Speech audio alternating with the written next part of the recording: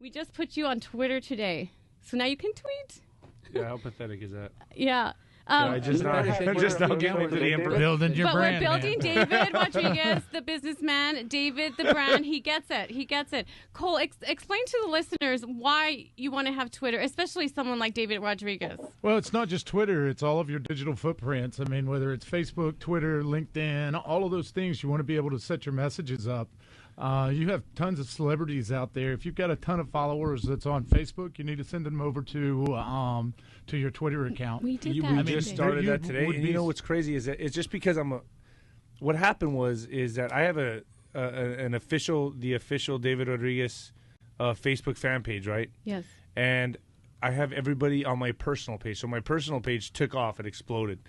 And I have subscribers now and all that. You reached the maximum. I get to now the point where I'm not big on that, so I probably should have someone else run it. But I get I get all these emails and good emails, hate emails, hate mail. Yeah, and I just have to deal with this. With it. And sometimes I just go, man, screw this. I'm getting off it for a while. And I'll get off Facebook for like 2 months. Yeah, but think about this, though. Your Twitter account and your Facebook, you're promoting your fights. Right. You're wanting now to create a brand. You want to create products. But right now, I'm just, what am I doing? Promoting my injuries? No, it's like, I'm just like, hey, I have nothing to talk about. That's what you're doing. On the phone with us is Bardia Garamani, COO of International Sports Agency. You had a question, Bardia, or a comment? No, I was saying right now what you're doing is you're becoming the people's champion. By the events that happened to you in my years of doing it with Tito and at the end of the day, you're becoming the people's champion right now. Only if because the people you hear suffered about it something and that know could happen to about me, that could happen to everybody in that studio. Wow. Your injury, same thing. You're becoming the people's champion. You're getting yourself out there because the next time you fight, you want everybody to remember that's the guy that suffered two adverse, situations. He's I'm overcome going to respectfully adversity. disagree. You're not the people's champion. You're not the people's choice if the people don't know who you are and if you're not reaching them. Of course, and it's your definitely responsibility. Right, you're making yourself the the people. That's what I'm saying. Like you got to build yourself right now to become the people's champion is what I'm referring to. It's never been easier to do that with the social media that's out there.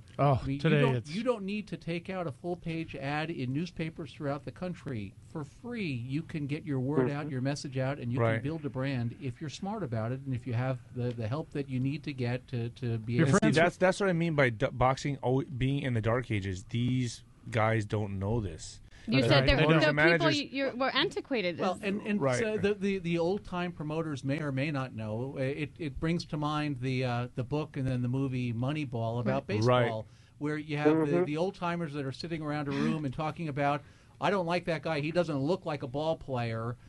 And they look at the statistics and they say, but he gets on base, 42% of the time. Yes. This guy has he walks more than he strikes out, and he hits with runners in scoring position. And then even the coach didn't want to play him the way he wanted him to, and that's why they weren't getting the numbers they wanted. That's right. And then until later. And the moral of that story was the dinosaurs become extinct, and there are ways to change in the boxing game and the boxing business, and it starts with branding yourself, positioning yourself, and you will get that shot, and then you'll make the right. And see, that's what's happening now. Is that and I look at this as a very opportune time for me to advance in every aspect of the boxing world, because with the people I'm meeting and the people that are really helping me to get my name out there and doing shows like this, etc. Even though I've been injured or whatever, it's all helping. It's putting ideas into my mind. Okay, I got to do this next. I got to do that next. I have the energy right now to do it.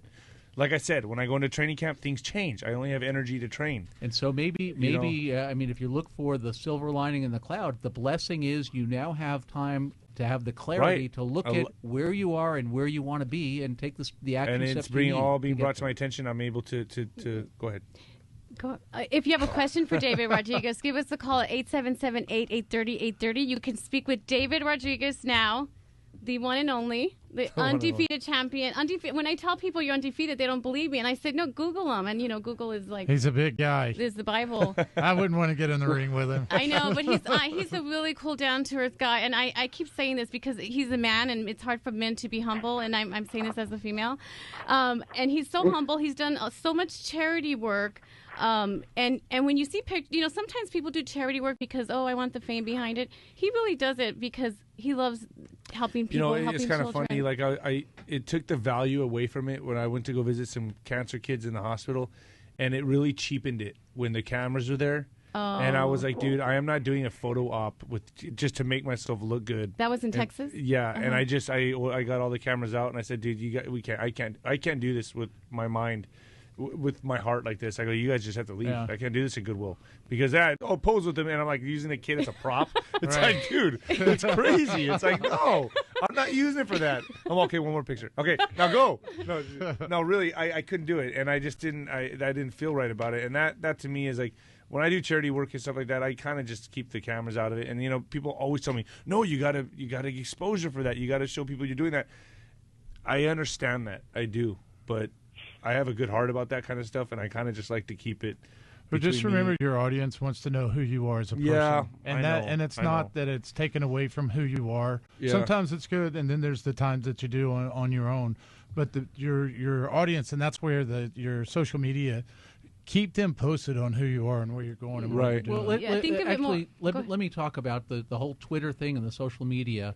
Part of the demographic of the people that have Twitter, that follow celebrities on Twitter, it's a younger crowd. I don't know that that's the crowd that buys tickets to sporting events. Maybe it is and maybe it isn't. That's not my business. Kramer, what's younger crowd mean to you? my kids know about Twitter. So I mean, it's teenagers and people in their 20s. Be surprised. Well, let's talk about that. A lot of 30, 40-year-olds are more active on Twitter than teenagers. Okay, and exactly. Of our 30,000 listeners out there, I don't know how many of them are on Twitter. Kramer doesn't have his Twitter account yet. Okay, well, I'll just set you up, Kramer, but that's another show, the Business Experience Show. We could do that with everybody. So, yes, you can follow David Rodriguez on Twitter. Your website is? Well, my website's Nino Boxing, and then Twitter I just opened up today, and that's Nino Boxer at Twitter. I know. We give you right. You did that for me. I did do that for you, and he's humble enough to share that he doesn't have a Twitter yet, and that's going to change. And people are just going to follow him. I mean, you're not going to be like the next door neighbor that says, "I have a Twitter, and today I'm watering my flowers, and please, follow me." Like you're David Rodriguez. I never wanted to mess with it. I just didn't. I never. Most wanted people to mess don't. with it. Mm-hmm. It's just, I swear, it's like every day, it's like something new, and I'm just like, man, I just want to keep my stress levels low. Yeah. And now it's like, no, you got to have this, you got to have a LinkedIn, you got to have a Twitter, you got to have a Facebook. To keep your stress levels low, you get in the ring with guys that are 6'5", 250 pounds. That are looking at killing you. I'm stressless now. Yeah. Okay, so you see, I got a lot of stress. I don't want to listen. But yeah, man, I mean, yeah, good point. You stumped me there. This way, if you genuinely want to get into the social media network and start marketing yourself, link your Twitter to your Facebook. Yes. Tweet, we did that today. On Facebook. I mean, that's the easiest way. One time does it all. That's right. David, what is your most satisfactory victory? Oh, I think my first pro fight when I broke the ice, but the biggest one was knocking out Owen Beck because that was Don King's boy, and that was. I heard you knocked him out for 20 minutes. Is that true? Yep, I sure did. And let me tell you, asleep for 20 minutes. Yeah, they brought him. These days, but was he like asleep for 20 minutes? Yeah. Yeah, they had to bring him oxygen. I got to see footage on that. Yeah, it was pretty bad. We'll be putting that on your site soon. I wasn't. I'll be honest with you, man. I knelt on one knee and prayed because I was really concerned for his health. It's not something. Yeah, you didn't know, of course. Dude, I was really scared, man. I was like, oh, man, if I killed someone in the ring, dude, I would never box again. I just wouldn't have. You can't think like that, though. I mean, that's just always, that's the no-no. That's just part of the game. Never talk about. It is. I know I'm risking going in there myself in jeopardy as well. I'm putting myself in harm's way. And it's a jungle, man. There is no nice anything in boxing, man. I throw elbows. But you can't tell me after he was okay and he woke up from the 20-minute sleep, you didn't high five some people. Smile. I asked him, "You want to go get a beer?" High five people. I was excited. I was elated because it was a huge victory, man. Because a lot of people were saying, "Oh, Rodriguez, he's fought some guy. He never fought a contender." And when I went in there and I knocked him out the way I did. It was a huge exclamation mark. It was a huge statement because, man, it was just like, I'm here. Does nearly every fight end with someone in the hospital? No, they have a doctor that checks you when you get out of the ring. But, yeah, a lot of fights do. I mean, not like severe. They take it precautionary. Yeah, exactly. They'll do the precautionary, make sure you didn't break your neck. Of course, I think they do all that. But I got a quick question for you, David. What would you be doing if you weren't fighting? What would you be doing right now? What would be your second love outside of boxing? Gosh, man, Good when question. I grew up, I played all sports. I played baseball, football, basketball, all of it. And I just got in trouble in school so much and kicked out so much.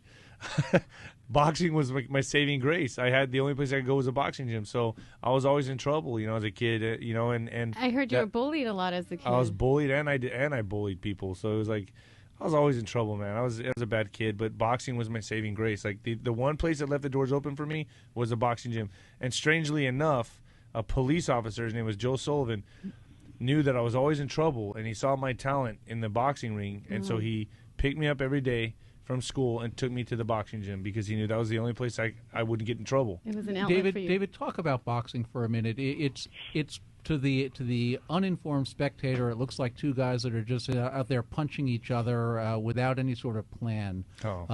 There's a lot that goes into it with footwork and strategy. Man, it's just like if you look at ice skating or gymnastics or anything like that, they're always on point. Their technique. Boxing is the same. Boxing, you have to have the technique.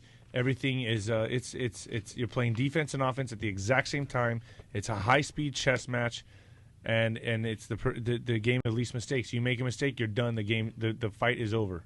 It's one punch can end the fight. You can be going 10, 11 rounds, and the 12th round get caught with a punch, just like Chavez did with Taylor. I'm sure it doesn't even have to be that hard of a punch, huh, David? It could be right on the button. It's called catching cold leather, man. It's a punch you don't see that gets you, and bop, it just has the right snap behind it, and then that's it, you're out. And that's what's dangerous, especially in heavyweights. A heavyweight can be sloppy and have a lot of endurance and hit you on top of the head and knock you out. I mean, heavyweights is the lighter weight divisions take a lot of beatings. They take a lot of punches. And you see a lot of the beautiful, sweet science and skill in the boxing. The heavyweights is the one punch home run. That's what people like to see. Like my favorite fighters like Holyfield and Tyson and those guys. To me, not even MMA comes close to that. I'm sorry. It does not come close to a Tyson fight when he was in his prime. That, to me, the whole world stopped to watch that guy fight. Yes. The whole, everyone loved watching him. But they watched to watch him knock people out. Right. I'm not sure they saw the tenacity. The uninformed spectator doesn't see the skill, the strategy. It's sad. It's really quick. By the time you get your popcorn and you sit down, the fight's over already. It's sad, but they don't understand that he trains every day, all day long, to be that good. Except when he went to Tokyo to fight Buster Douglas. Well, he had some problems. And it was a woman. A lot of it was, when that's I would say your life has to be straight on both ends, man. You can't, if you're going to be doing right in the gym, you have to be doing right in your personal life. And a lot of fighters are self-destructive by nature.